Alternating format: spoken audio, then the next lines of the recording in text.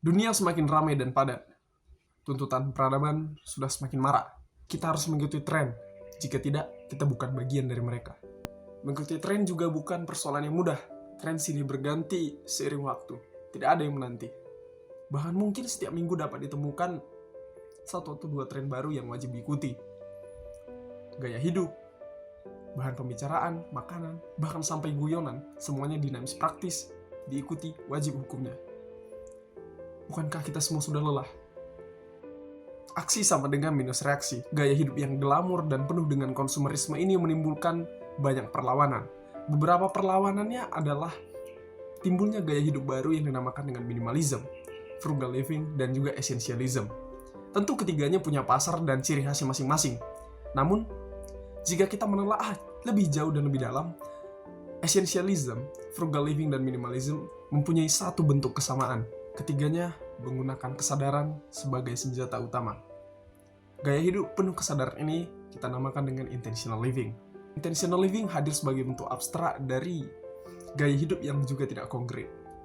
Sebagaimana minimalisme tidak membatasi berapa jumlah barang yang kamu dapat miliki, frugal living yang tidak membatasi berapa jumlah pengeluaran bulananmu, essentialism yang tidak membatasi tentang barang-barang apa saja yang dapat berfungsi sebagai kebutuhan dasar yang boleh kamu punya. Intentional living juga tidak membatasi gaya hidup bagaimana yang harus kamu hidupi dengan satu syarat. Semuanya diserahkan kepada kita. Apakah kamu mau punya 2 mobil atau lebih? Apakah kamu mau punya 2 rumah atau lebih? Apakah kamu mau punya mobil listrik atau mungkin mobil yang pengapian internal? Itu semuanya diserahkan kepada kita.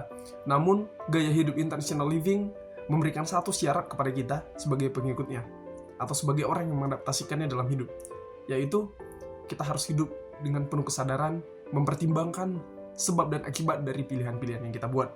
Saya pribadi mengadaptasikan gaya hidup intentional living setelah menilik dan menelaah berbagai macam gaya hidup yang ada di berbagai media. Intentional living menawarkan gaya hidup yang bebas untuk diubah, namun dengan tetap memperhatikan dampaknya bagi orang dan juga lingkungan di sekitar kita. Dan bagi saya, intentional living itu nggak hanya terbatas pada itu. Gaya hidup dan cara berpikir intentional living itu udah melatih saya untuk menelaah lebih jauh tentang penyebab dari pilihan-pilihan saya.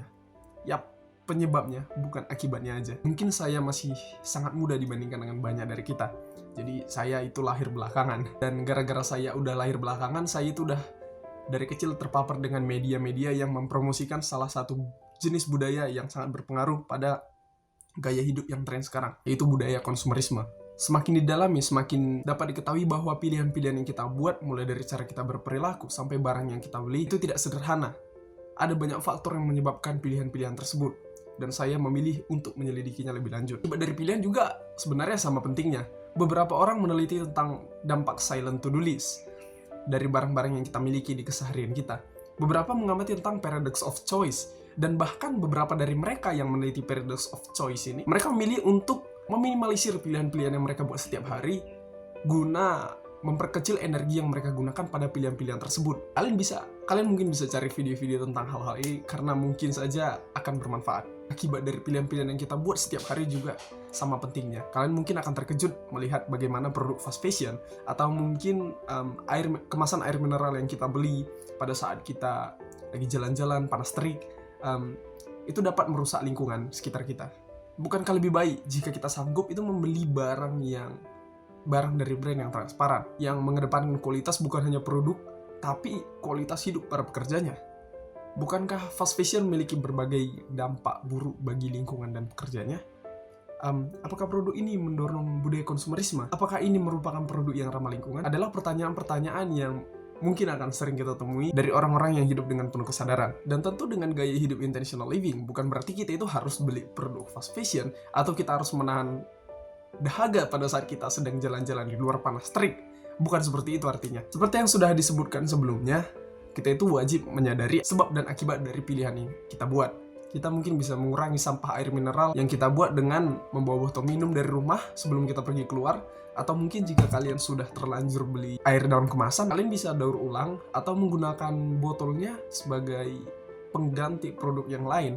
agar botolnya itu tetap terpakai. Kita juga dapat perlahan beralih dari menggunakan produk-produk fast fashion dengan lebih mengutamakan produk-produk lokal, atau jika kita mau, kita juga dapat menggunakan pakaian-pakaian yang bekas pakai yang masih layak, atau cara yang paling mudah lainnya adalah dengan menggunakan pakaian yang sudah ada saat ini dengan semaksimal mungkin. Intentional living mungkin tidak kedengaran prestis dan memukau, dan juga sebenarnya tidak terlalu mudah untuk dilakukan.